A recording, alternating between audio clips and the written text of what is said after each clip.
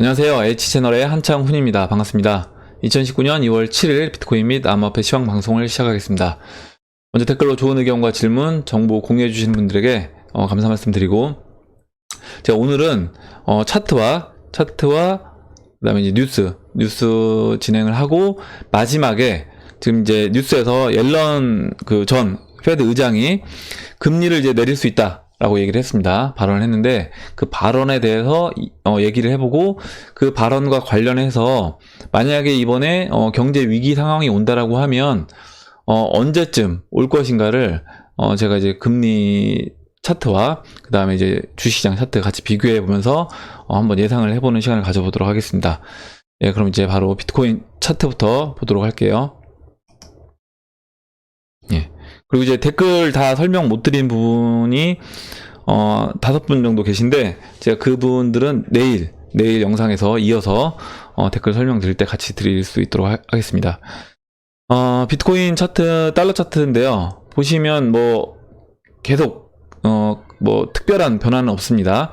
제가 이제 계속 말씀드렸던 것처럼 일단 2월 8일까지는 이 오른쪽 어깨를 만드는 그런 모습을 보여줄 거다라고 말씀을 드렸고, 물론 이제 그 기간이 정확하게 맞지 않을 수 있습니다. 제가 이제 예측한 거는 이 왼쪽 어깨를 1, 그리고 이제 오른쪽 어깨를 비율을 이 안에서 나왔던 비율대로 계산해서 3.4라고 했을 때, 현재까지는 그와 같이 그 모양대로 가고 있습니다. 그래서 오른쪽 어깨가 지금 이제 2월 8일이 3.4 비율인데 2월 8일까지 일단은 이 안에서 움직이고 있는 모습을 보여주고 있어요. 그 안에서 움직이는 모습을 보여주고 있고, 그리고 지금 2월 14일하고 15일 날 몇 가지 이슈들이 이제 몰려 있습니다. 그래서 그때를 맞추어서 움직일지 아니면 미리 비트코인이 움직일지는 좀 더 이제 지켜봐야 되겠다 말씀을 드리고, 이제 일봉의 4시간 봉에서 보시면 이평선들이 이렇게 모여 있는 상태인데, 일단은 지금 현재 이평선은 완전히 역배열되어 있는 상태다. 보시면 15, 50, 120, 200 이동평균선이 완전 역배열되어 있는 상태고, 어느 정도 이렇게 수렴되면서 이동평균선들이 모여있는 상태가 됐습니다. 그래서 지금은 이제는 좀 방향성을 보여줄 때가 됐다. 그래서 이제 2월 8일부터 이제 14일 그 사이에 뭔가 이제 저는 방향성이 나와줄 거라고 보고 있고, 지금 알트코인들도 보시면 이제 제가 알트코인들 주목해서 보고 있는 알트코인이 트론하고 일단 웨이브를 주목해서 보고 있는데, 트론하고 웨이브도 그냥 지난 전 고점을 넘어가 주지를 못하고 있어요. 그러니까 이번 상승의 고점 얘기하는 거예요. 이번 상승 고점을 넘어가주는 흐름을 보여주지 못해서 약간 답답한 느낌이긴 한데, 일단 그런 대형 알트코인들이 먼저 치고 가는 모습을 보여준다라고 하면 비트코인의 방향성도 상방으로 이제 생각을 해볼 수 있겠다라고 생각을 하고 있습니다.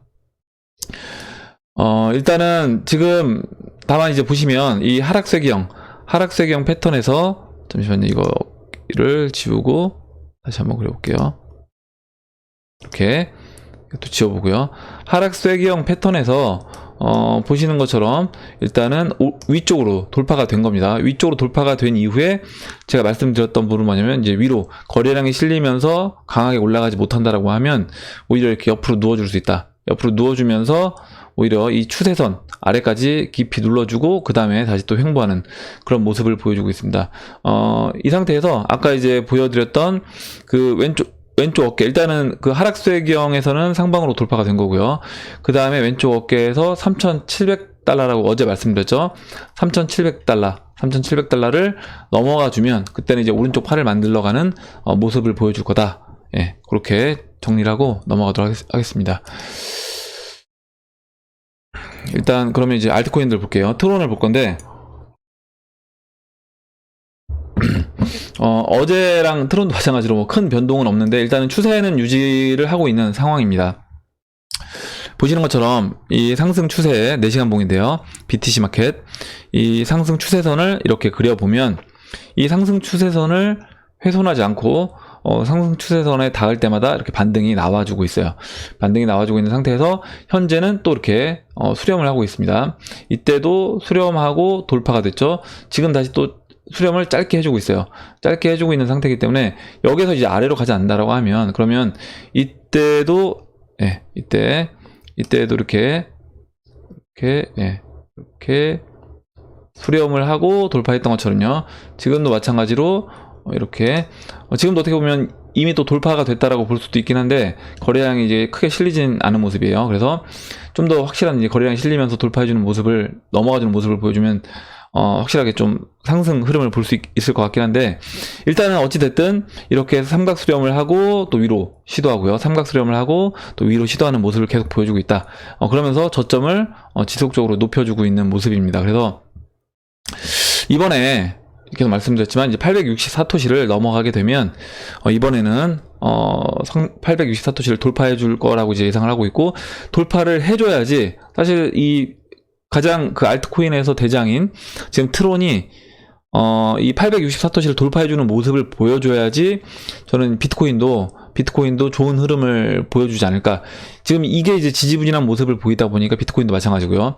그렇게 되고 만약에 트론이 오히려 이제 꺾인다라고 하면 여기서 이 상승 추세를 훼손하면서 꺾인다라고 하면 비트코인도 아래로도 이제 볼 수 있는 겁니다. 그래서 그 부분에서 일단은 지금 대장 역할을 하고 있는 트론의 움직임이 좀 중요하다. 그래서 트론을 여러분들 갖고 있지 않는다고 하더라도 일단 어떻게 보면 이제 우리는 같이 트론을 좀 응원해야 되는 그런 상황이 됐고, 뭐, 트론 이제 에어드랍 받느냐, 안 받느냐 이제 얘기해 주셨는데, 그 부분은, 그러니까 질문해 주신 분이 계세요. 그래서 그 부분에 답변을 드리면, 일단은 비중에 따라 이거는 달라질 수밖에 없다. 그러니까 포트폴리오 비중에 따라서 내가 트론이 많다라고 하면 사실 많은 상황에서 내가 트론을 뭐 싼 가격에서 매수를 했다라고 하면 당연히 지금 가격에서도 일정 부분 비중을 좀 털어낼 필요가 있는 거고 그렇지 않고 이제 비중이 좀 적다라고 하면 뭐 그냥 들고 갈 수도 있는 거고요. 그리고 이제 그 에어드랍을 받느냐 안 받느냐는 이렇게 보셔야 되는 겁니다. 뭐냐면 내가 만약 목표치까지 도달했다라고 하면 저는 만약에 그 2월 11일이 되지 않는다라고 하더라도 매도를 할 생각입니다. 무슨 얘기냐? 만약 트론이 이제 제가 예상한 목표치가 지난 그 2018년도 그 5월 고점이에요. 그래서 1000사토시와 1200사토시 1000사토시와 1200사토시까지 상승해준다라고 하면 저 같은 경우 제가 갖고 있는 물량에서 반 정도는 일단 덜어낼 생각입니다. 그래서 만약에 이제 2월 11일 전에라고 하더라도요. 그래서 그건 이제 여러분들이 판단하시면 되고 저 같은 경우는 이제 그렇게 할 계획이에요. 그렇게 2월 11일 전에 에어드랍을 받지 않는다고 하더라도 목표치까지 1000사토시에서 1200사토시까지 도달하면 분할로 그때부터 저는 반 정도는 매도를 할 거다라고 이제 말씀을 드리겠습니다. 예, 그렇게 토론을 정리하고 넘어갈게요. 다음에 이제 웨이브를 볼 건데 웨이브가 트론보다는 좀 약하지만 그래도 이제 대형 알트코인에서는 가장 또 어떻게 보면 먼저 치고 나갔었고 그 다음에 흐름이 이제 트론 다음으로는 그래도 강한 종목입니다. 보시면 오늘 이제 장중에 빠졌었어요. 지금 제가 어제 이 추세선 저점을 높이면서 올라가고 있다고 말씀드렸던 이 추세선을 지키는 듯 하다가 깨고 내려온 상태에서 다시 회복해서 올라왔습니다. 이렇게 잠깐 이탈했다가 올라왔는데 일단 뭐 일봉으로 보시면 오늘 장중에 이탈한 후에 올려서 지금 현재는 이 추세선 위에 있는 모습이기 때문에 뭐 하루 정도는 저는 뭐 이거는 충분히 이렇게 빠졌다가 올라갈 수 있다라고 보고 있고 그래서 웨이브도 어찌됐든 지금이라도 이제 여기서 상승 흐름을 그러니까 그 트론하고 웨이브랑 다 저는 같이 연동돼서 움직일 거라고 보고 있습니다. 무슨 얘기냐면 트론이 아까 이제 864토시를 넘어가 준다라고 하면 웨이브도 그런 흐름을 따라서 같이 88,000사토시, 89,000사토시를 넘어가는 흐름을 보여주고 목표치인 16만 사토시까지 상승하는 흐름을 보여주지 않을까 이렇게 생각을 하고 있습니다. 예. 그래서 일단은 지금 대장 역할하고 두 번째 대장 역할을 하고 있는 알트코인인 이제 웨이브까지 봤어요. 그리고 마지막으로 이제 스텔라를 볼 건데 스텔라가 굉장히 이제 흐름이 좀 그러니까 2018년도 한 해는 스텔라는 굉장히 견조한 흐름을 보였습니다. 보시는 것처럼 2017년도 말에 이렇게 크게 상승을 하고요. 다른 알트코인들은 그 작년 그 저점을 깨고 내려간 종목들도 있고요. 보통 저점까지 내려왔기 때문에 사토시 가격으로 얘기한다고 하면 거의 뭐 만약에 스텔라가 그 가격까지 빠졌다고 하면 거의 300사토시까지 빠지는 겁니다. 근데 스텔라는 그렇지 않고 이제 2200사토시까지 빠진 후에 반등이 나오고 중심값은 3500사토시를 기준으로 계속 횡보를 했어요. 3,500 사토시를 중심으로 계속 수렴을 했다. 수렴을 하다가 지금 이제 3,500 사토시를 오히려 깨고 내려가면서 지금 현재 2220 사토시까지 빠져있는 상태지만, 그렇다고 하더라도 다른 알트코인들에 비해서는 스텔라는 아직도 높은 위치에 있긴 한 거다 라고 이제 보셔야 되고, 그럼 이제 여기에서 얼만큼 더 빠질 거냐라고 본다라고 하면, 저는 이제 스텔라는 이 정도까지 빠졌다라고 하면 얼추 다 조정을 받다라고 이제 보고 있습니다. 그래서 이 지금 2100 사토시, 제가 지난번에 스텔라가 2300 사토시에 있었을 때, 스텔라가 이제 빠지면 이제 그 2018년 그 3월 18일 날 저점 역할을 했던 이 2150 사토시까지 내려올 수 있다라고 말씀드렸고, 현재 2150에서 일단은 반등이 나왔는데, 이게 지금 저점으로 확인이 되려면 적어도요 15일 이동평균선이 내려와서 15일 이동평균선 위로 스텔라가 가격이 올라가서 안착해주는 모습을 보여주면서 이 15일 이동평균선이 돌아 나가줘야 됩니다. 지금 급격하게 이제 각도를 가파르게 내려오고 있는데, 이거를 돌려 세워야 된다. 돌려 세우고 스텔라 가격이 위로 안착한다라고 하면, 그러면 지금 이제 2150 터치하고 반등 나온 이 자리가 그 BTC 마켓에서 스텔라 루멘 같은 경우는 바닥으로 볼 수도 있다. 아직까지는 이제 바닥이 확인된 건 아니에요. 아직까지 바닥이 확인된 건 아니고, 만약에 이제 그런 앞으로의 흐름이 그렇게 나온다라고 하면, 그때는 스텔라 루멘은, 지금 자리가 이제 바닥이었다라고 이제 얘기할 수 있다라는 겁니다. 일단은. 돌려 세워주고 안착해주는 모습을 보여준다라고 하면요. 물론 더 보수적으로 본다라고 하면, 스텔라 루멘도 마찬가지로, 그 20주 이동평균선, 보시면 주봉에서,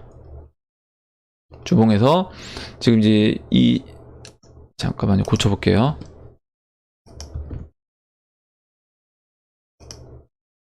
이제 20주 이동평균선이 굉장히 이제 위에 있습니다. 그래서 지금 20주 이동평균선이 꺾였어요. 꺾였기 때문에 이제 이 20주 이동평균선 위로 올라가서 이 20주 이동평균선이 다시 상승 방향으로 턴을 해줘야 된다. 상승 방향으로 턴을 해줘야지, 그때 그렇게 돼야지 이제 완전히 스텔라 루멘은 상승장으로 돌입했다라고 얘기할 수 있는 거고, 아직까지는 뭐 지금 판단하기는 사실 좀 약간 애매한 상황이긴 합니다. 그리고 이제 아까 이제 보시면 지금 2150 사토시에 주봉에서 보시는 것처럼 이제 120주 이동 평균선이 올라오고 있어요. 그래서 120주 이동 평균선이 여기서 만약에 이 자리를 훼손하지 않는다라고 하면 120주 이동 평균선이 올라오면서 여기서 또 다시 한번 이제 지지를 받을 것으로 보고 있습니다. 그래서 스텔라 루멘은 지금 사실 뭐 이 가격에 매수한다라고 하면 저는 뭐 나쁜 가격은 아니다라고 보고 있어요. 예, 오늘은 차트 설명은 이제 여기까지 드리고 다음에 이제 뉴스를 먼저 이제 말씀을 드리고, 마지막에 그 옐런 FED 전 의장이 발언한 부분을 가지고 금리를 같이, 금리와 같이 그 경제 위기 상황이 온다라고 하면 언제 올 것인지 그 시기를 한번 예측해보는 시간을 가져보도록 하겠습니다. 일단 뉴스를 먼저 볼게요. 예. 인베스팅닷컴 기사고, 스위스 최대 증시 블록체인 기반 디지털 거래소를 세운다. 일단 스위스 그리고 뭐 이제 싱가포르 이런 지역들이 암호화폐를 굉장히 적극적으로 받아들이고 있는 그런 나라입니다. 그리고 SIX 스위스 증권 거래소가 디지털 거래 플랫폼 SDX와 블록체인 결합 실험을 진행한다고 4일 독일 코인텔레그래프가 보도했다. SIX 그러니까 스위스 증권 거래소는 하루 평균 체결액 51억 8천만 달러, 시총 16조 달러가 넘는 스위스 최대 증권 그룹이다. 그래서 작년 7월 디지털 거래 플랫폼 계획과 함께 암호화폐 거래 지원 의사를 밝혔으며, 이어 5종의 주요 암호화폐를 추종하는 상장 지수 상품인 ETP를 먼저 상장한 바가 있습니다. 그래서 굉장히 지금 적극적으로 스위스는 움직이고 있기 때문에, 사실 뭐 저는 이제 스위스가 어떻게 보면 지금 암호화폐 어떻게 보면 성지 역할을 하고 있어요. 그런 역할을 하고 있고, 스위스가 주도적으로 암호화폐를 저는 이끌어 나가고 있다라고 보고 있습니다. 근데 이제 이게 뭐 스위스에서 끝날 일이 아니라, 저는 이제 스위스를 중심으로 해서 뭐 유럽도 지금 독일의 제2증권 거래소가 암호화폐 지금 모바일 그때 앱을 만들고 또 암호화폐 거래소를 지금 준비하고 있습니다. 그래서 지금 이런 게 다 국가별로 차근차근 준비를 하고 있다. 물론 뒤처진 국가들이 있을 수는 있습니다. 있을 수는 있지만 그건 이제 어떻게 보면 뒤처져 있다고 하더라도 결국에는 따라올 수밖에 없는 그런 상황이 될 거라고 보고 있어요. 그리고 지금 보시면 그 CEO가 이제 얘기한 게 뭐냐면 매수 주식을 보유하기까지는 이틀이 걸리는 거죠. 지금 주식시장 거래는 몇 초면 끝나지만 지급 후 결제와 권한 양도에 시간이 더 소요된다. 우리나라도 마찬가지입니다. 뭐냐면 내가 주식을 매도하고도 바로 현금으로 인출이 안 되는 거예요. 안 되고 이게 우리 그 결제소에서 결제가 이게 이 사람 것이 맞는지 이 사람 증권이 맞는지 확인하는 시간이 이틀이 소요됩니다. 그래서 이틀 뒤에 내가 실제로 돈을 인출할 수 있어요. 증권 그 보유도 마찬가지인 거고요. 매도하고 현금으로 받는 것도 마찬가지입니다. 그렇다고 하면 이게 왜 이런 현상이 벌어져야 되느냐. 결과적으로 이게 이 사람 진짜 증권이 맞는지 이거를 또 재차 확인하는 절차가 필요하기 때문에 그렇게 되는 건데 이제 이게 블록체인 기술을 사용하게 되면 이렇게 시간 딜레이가 필요가 없다라고 보고 있는 겁니다. 그리고 거래소는 10년 내 블록체인 기반 SDX 디지털 거래소가 기존 시장을 대체할 것으로 기대하고 있다. 기존 증권 시장을 대체할 것이고 기업 자체 증권 토큰 공개, 그러니까 STO도 준비 중인 것으로 알려졌다라고 얘기가 나왔습니다. 예, 굉장히 좋은 기사예요. 그리고 다음 이제 기사 보도록 할게요. 트위터 CEO가 굉장히 잘생기셨는데 트위터 CEO가 소유하고 있는 유일한 암호화폐는 비트코인이다라고 얘기를 했습니다.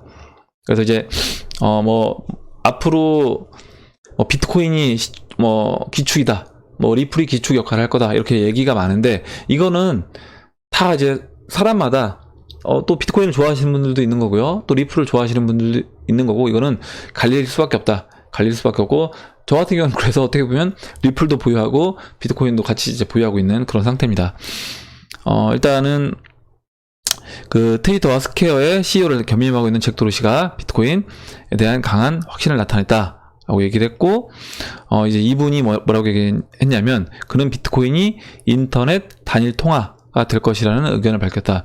결국에 이제 세계 단일 통화를 1988년도에 그 이코노미스트 잡지에 실렸습니다. 그래서 세계 단일 통화가 2018년도에 나올 거다라고 얘기를 했고, 결과적으로 2018년도에 딱 뭔가 출시가 되진 않았지만, 어찌됐든 대중들의 이제 인식에 2017년도 말에 굉장히 한번 임팩트 있게 비트코인이 각인을 했어요. 2만 달러를 거의 터치를 하면서 대중들한테 비트코인에 대해서 한번 인지를 시켜놨습니다. 그래서 저는 이제 2018년도가 그 세계 단일 통화인 비트코인이 뭔가 대중들한테 딱 전면에 나왔던 그런 해라고 한다고 하면 그 1988년도에 나왔던 그 잡지의 그 세계 단일 통화인 피닉스가 비트코인이 되지 않을까. 이 부분에 대해서는 이게 리플이 될 수도 있다라고 보는 분들도 있고요. 비트코인이 이렇게 지금 잭 도르시처럼 비트코인이 된다라고 이제 보는 분들도 있는 겁니다. 그는 이제 비트코인은 회복력을 갖고 있으며 철저한 원칙을 갖고 있다. 비트코인은 인터넷의 이상에 걸맞는 특징을 갖고 있다라고 말하며 이어 인터넷을 하나의 거대한 나라로 생각한다라고 하면 비트코인은 인터넷 통용화폐가 될 가능성을 가장 높게 갖고 있다라고 덧붙였다는 거죠. 왜냐면 결과적으로 이게 이제 기축통화의 역할을 하려고 하면 결과적으로 얼마나 많은 사람이 그 화폐를 신뢰하고 사용하고 그 네트워크 안에 존재하고 있느냐라는 겁니다. 그래서 제가 이제 리플이라든가 비트코인이 이미 어느 정도 그런 기득권이 된 거예요. 기득권이 된 거고 그런 과정을 만들어가는 게 어렵다는 거죠. 그러니까 기술력이 좋은 코인들은 계속 나올 수도 있습니다. 그 리플의 단점들을 계속 보완해서 또 만들고, 비트코인의 단점들을 계속 보완해서 개선시켜서 나올 수 있어요. 나올 수 있지만, 그것보다 더 중요한 건 뭐냐면, 얼마나 내가 빨리 이 시장을 장악했느냐, 이 암호화폐가 시장을 먼저 선점을 했느냐, 이게 중요하다. 라고 봤을 때 비트코인하고 이제 리플, 지금 이더리움 이런 것들은 이미 어느 정도 시장을 지금 장악해 놓은 상태다라고 보고 있습니다. 그래서 신규로 들어오는 코인들이 사실 이 정도 입지를 굳히기 위해서는 아마 굉장히 많은 또 시간이 저는 소요될 걸로 보고 있습니다. 다음 기사를 보도록 할게요.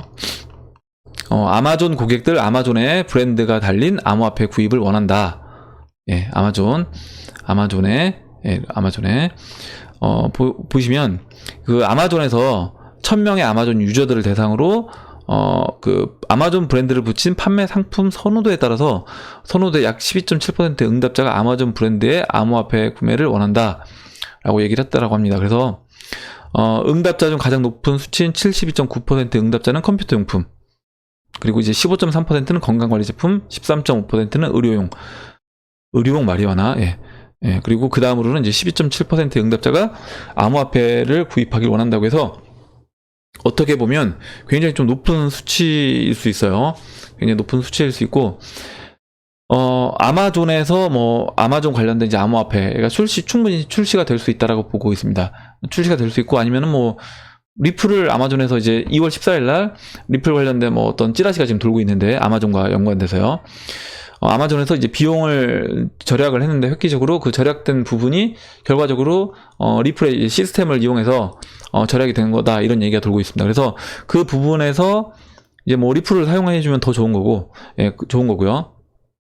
그리고 이제 저는 이제 지금 유튜브, 구글도 마찬가지입니다. 구글도 유튜브도 이제 지금은 달러로 지급을 해주고 있어요. 예를 들어서 크리에이터한테 달러로 어떤 그 광고비라든가 이런 걸 지급을 해주고 있습니다. 근데 이것도 저는 달러로 지급을 받으면 우리나라 사람 같은 경우는 이제 또 원화로 바꿔야 되잖아요. 그래서 나중에 만약에 이제 암호화폐를 쉽게 사용을 한다라고 하면 달러로 주지 말고 암호화폐 비트라든가 아니면 리플이라든가 이더라든가 이런 걸로 지급을 해주던가, 아니면 유튜브 또 자체 코인이 나온다라고 하면 그런 자체 코인으로 또 지급을 해줄 수도 있지 않을까, 이런 생각을 해봤습니다. 그리고 마지막으로 그러면 오늘 뉴스는 여기까지 정리하고, 다 좋은 뉴스들이 나왔어요 오늘. 그리고 마지막으로 이제 옐런 의장이 얘기한 부분을 가지고 제가 코스피 지수와 같이 비교를 해서 이제 설명을 드리도록 하겠습니다. 일단 옐런이 그 금리를 내릴 수 있다, 옐런 전 의장이. 한번 이제 먼저 기사를 한번 읽어보도록 할게요. 잠깐만요. 읽어보겠습니다. 제닛 옐런 전 미국 중앙은행 의장이 글로벌 성장 둔화가 이어진다면 페드 금리를 인하할 수 있다고 밝혔습니다. 그러니까 벌써 이 문구만 보더라도 여러분들 금리 인하가 좋은 게 아니구나, 이걸 아셔야 돼요. 뭐냐면 금리 인하를 한다라고 하면 어떤 분들은 야, 주식시장 올라간다, 좋다, 이렇게 얘기하시는 분들이 있습니다. 근데 그거는 단기적인 거죠. 단기적인 거고, 이번에도 이제 금리를 동결한 이후에 어떻게 보면 금리 동결하면서 마치 이제 금리를 인상할 것이라고 얘기를 했다가 동결을 했기 때문에 그 부분에서 시장에서 이제 유동성이 좀 들어오면서 시장이 지금 상승을 했습니다. 상승을 했는데 이게 과연 좋은 거냐? 제가 말씀드렸던 것처럼 단기적으로는 좋을 수도 있지만 시장에 이제 장기적으로 봤을 때는, 중장기적으로 봤을 때는 이거는 분명히 시장이 지금 안 좋다라는 걸 이미 이제 그 페드 의장이 얘기한 거나 마찬가지다라고 보고 있고, 지금 옐런 의장도 전제 조건이 이거예요. 글로벌 성장이 둔화가 이어진다면 금리를 인하하겠다라는 겁니다. 그 얘기는 뭐예요? 그러니까 금리를 인하하게 됐다는 얘기는 이미 성장 둔화가 나왔다라는 겁니다. 그 얘기는 뭐냐면 결과적으로 금리가 인하가 됐을 때는 아마 우리가 이제 기업 실적들이 발표가 됐을 때 그 실적들이 굉장히 그러니까 어닝 쇼크가 나오는 그런 기업들이 많아질 거다라는 겁니다. 그래서 지금은 이제 어닝 쇼크 그런 기업들이 일부라고 하면 이제 이게 굉장히 비율이 어닝 쇼크가 지금 30-40%다라고 한다라고 하면 앞으로는 이제 이 비율이 늘어날 거라는 거죠. 늘어날 거라는 겁니다. 다음 읽어보도록 할게요. 제롬 파월 의장이 지난달 31일 FOMC에서 금리 인상 중단을 시사한 데 이어 이제는 금리를 내릴 수도 있다고 예언을 한 겁니다. 그래서 옐런 전 의장은 경제의 가장 큰 위협은 세계 성장 둔화라며 중국의 경제 지표가 최근 약해졌고 유럽의 지표도 예상보다 둔화됐다며 이같이 말했습니다. 이거는 약해진 게 결과적으로 계속 돈을 풀어서, 중국도 마찬가지로 중국도 금리 인하는 안 했지만 지급 준비율을 죄송합니다. 계속 인하하면서, 그리고 이제 유럽 같은 경우는 유로존은 계속 양적 완화를 통해서 계속 어떻게 보면 유동성을 공급을 했기 때문에 경제가 마치 성장하는 것처럼 이제 보였다는 거죠. 그랬지만 그게 이제 둔화가 됐다라는 겁니다. 중국은 이번에도 또 유동성을 공급했습니다. 지급 준비율을 낮추면서, 즉 만약 세계 성장이 정말 약화되고 이게 미국으로 파급돼 금융 상황이 긴축이 된다면 다음 움직임은 확실히 금리 인하가 될 수 있다고 설명을 했다라는 부분이고, 그리고 만약에 이제 그런 해외 위협 요인에도 불구하고 만약에 경제 상황이 좋다라고 하면 그때는 금리를 인상할 수도 있다는 거예요. 그래서 금리를 인상하면 여러분들 이제 안 좋다는 걸로 받아들이시면 안 되고, 금리를 인상했다라는 거는 그래도 한 번이라도 좀 더 이거를 끌고 갈 수 있는 여지가 있기 때문에 금리를 인상하는 거라고 이제 보셔야 되는 겁니다.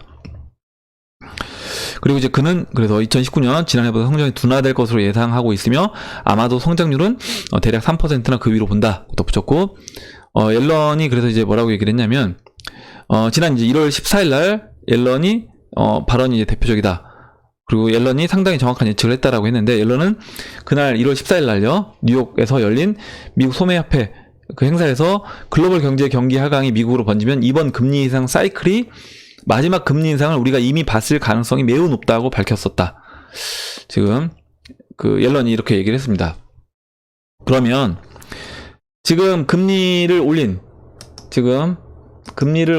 이 사이클이 이미 이제 이번 사이클은 끝이 났다는 거예요. 이미 사이클은 끝이 났고, 오히려 금리를 이제는 인상이 아니라 추가 인상을 안 한다라고 하면, 파월 의장은 얘기했죠. 오히려 이제 금리를 올해는 이제 올리지 않을 수 있다는 얘기를 했는데, 그 얘기를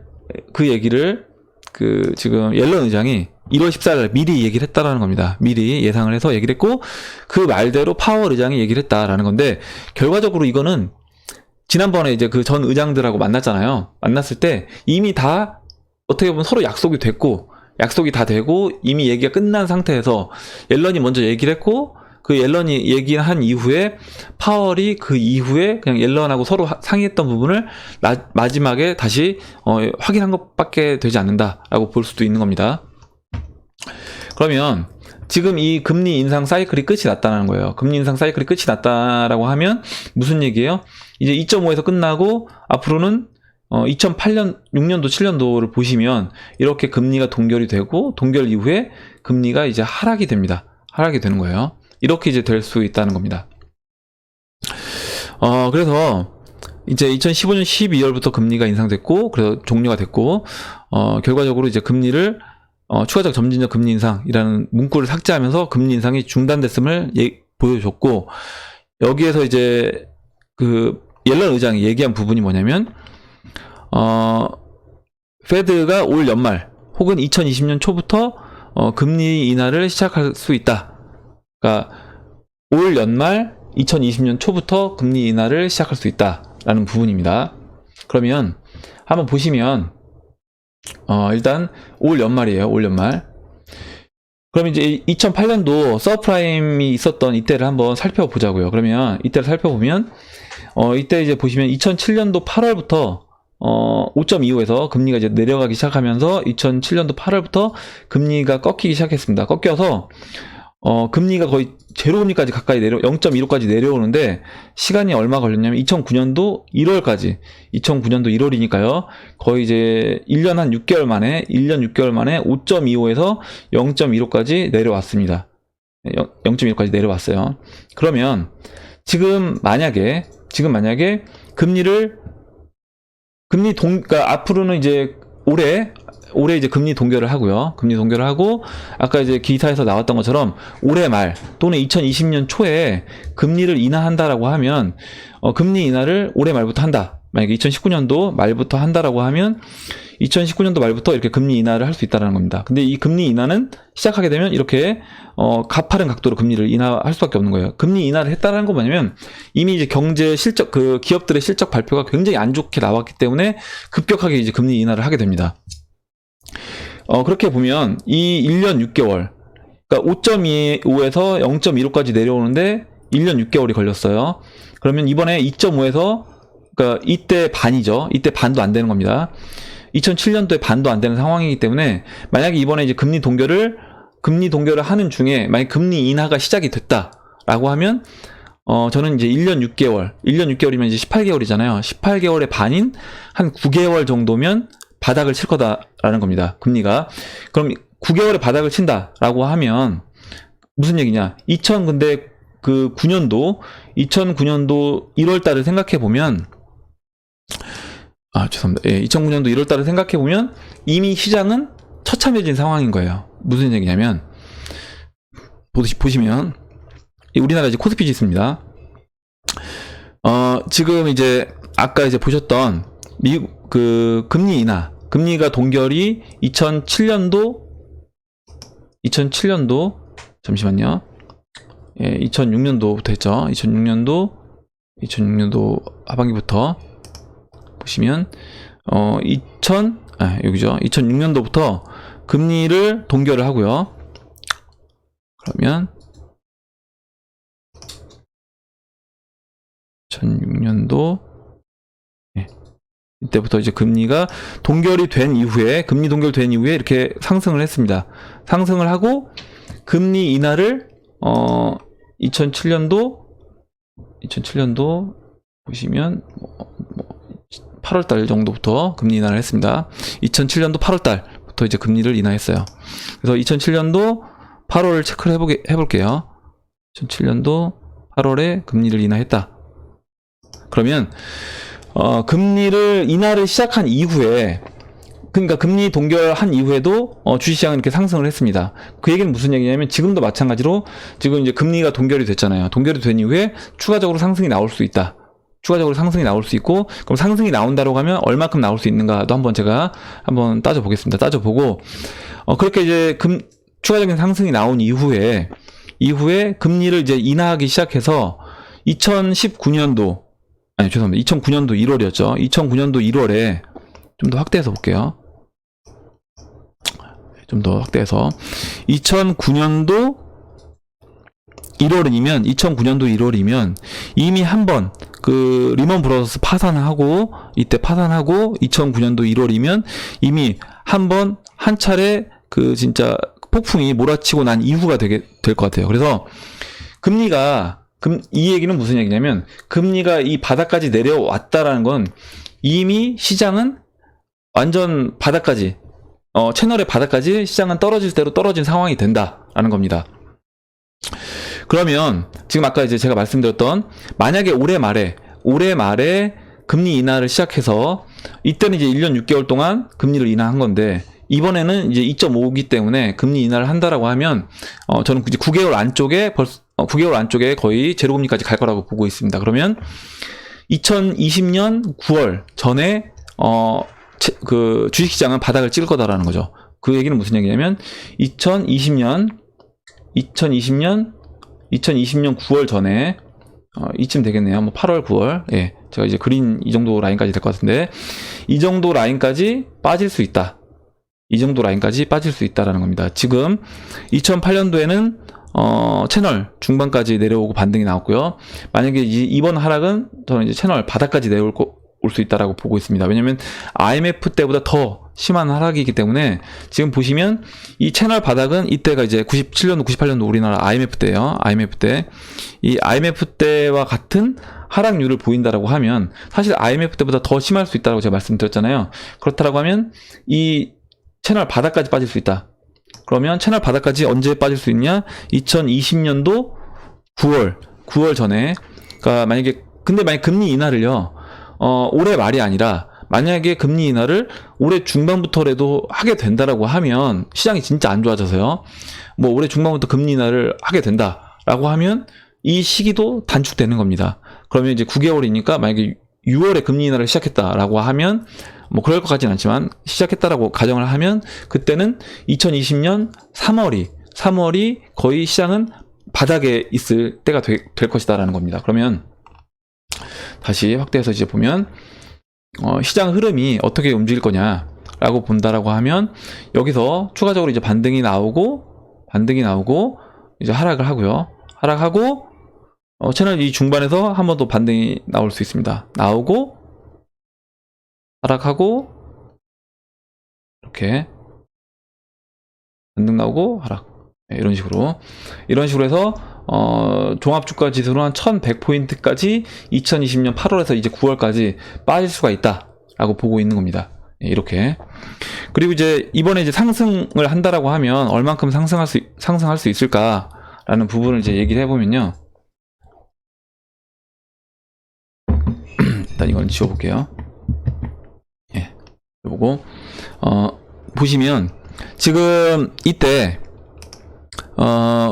2008년도 3월 달에요. 2008년도 3월 달에 시장이 그러니까 2007년도 10월부터 2000포인트를 찍고 2085를 찍고 빠지기 시작합니다. 그래서 2008년도 이제 2월 3월까지 1550포인트까지 빠져요. 1550포인트까지 빠지고 그 이후에 다시 1900포인트까지 반등이 나옵니다. 그래서 아마 이때 1900포인트 올라가면서 좀 많은 전문가들이 시장이 다시 갈 거다라고 얘기를 많이 했습니다. 이때 저는 이때 이제 주식시장에 참여를 하고 있었기 때문에 그때가 기억이 나는데 생생하게 그렇게 얘기를 했고, 그 이후에 오히려 이제 사람들이 안도감을 느끼고 있을 때 그때 오히려 다시 재차 하락이 나오기 시작했다. 재차 하락이 나오기 시작하면서 1900포인트에서 이때 1000포인트까지 그러니까 거의 900포인트까지 하락을 한 겁니다. 하락을 했는데 이때 이때 이제 반등 나왔던 반등 비율을 본다라고 계산을 해보면요. 지금 이때 거의 이제 23% 정도 반등을 했어요. 22에서 23% 반등을 했습니다. 그렇게 이제 보면 물론 뭐 이때랑 동일하게 반등한다라고 얘기할 수는 없지만 반등한다라고 하면 추가적으로 반등을 한다라고 하면 제가 지금 현재 한 11% 정도 올라왔다라고 말씀드렸잖아요. 그래서 2008년도처럼 반등이 나온다라고 해서 22% 정도 반등이 나온다라고 하면 종합 주가 지수가 한 2440포인트 정도까지도 반등이 나올 수 있는 거다. 2440포인트까지도 여기서 반등이 나오고 이제 꺾일 수도 있는 겁니다. 반등이 나오고 꺾일 수도 있다. 그래서 물론 지금 자리도 고점이긴 해요. 지금 자리도 제가 지난번 이제 일봉에서 말씀드렸던 것처럼 갭을 메꾼 상태고요. 갭을 메꾼 상태고 지금 이 자리가 보시면 이제 2011년도 고점이기도 하고요.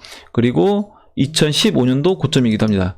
그래서 지금 2011년도와 2015년도 고점들이 맞물려 있는 자리이기 때문에 지금 이제 이 자리를 돌파할지, 만약 돌파를 하게 되면 이제 2440까지 보는 거고요. 그렇지 못한다라고 하면 여기서 바로 꺾일 수도 있는 거다. 바로 꺾일 수도 있는 거다라고 보셔야 됩니다. 그래서 일단은 좀 그 금리 인하, 그 페드의 금리 인하 시기가 언제 될 건지 그리고 만약 된다라고 하면 그때 되는 시점을 기준으로 해서 제가 보는 관점은 9개월 이내에 시장은 바닥을 칠 거라는 거죠.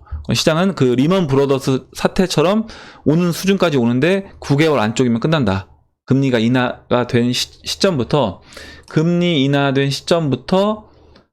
이때 2007년도에 1년 6개월, 18개월이 걸렸고 이번에는 반인 9개월이 걸린다라고 하면 올해 연말에 금리 인하를 시작한다라고 했을 때는 2020년 9월, 그리고 만약에 올해 뭐 중간에라도 만약 경제 상황이 갑자기 급속도로 안 좋아져서 그건 충분히 가능한 겁니다. 왜냐면 미중 무역 전쟁도 있고 여러 가지 이제 경제적인 이슈들이 있고 뭐 유로존도 제가 봤을 때 위태위태한 상황이기 때문에 실제 그래서 이제 기업들의 실적이 뭐 이제 아직 이제 4분기 발표하고 있는 중이고 1분기가 끝나고 발표를 했는데 너무 안 좋다.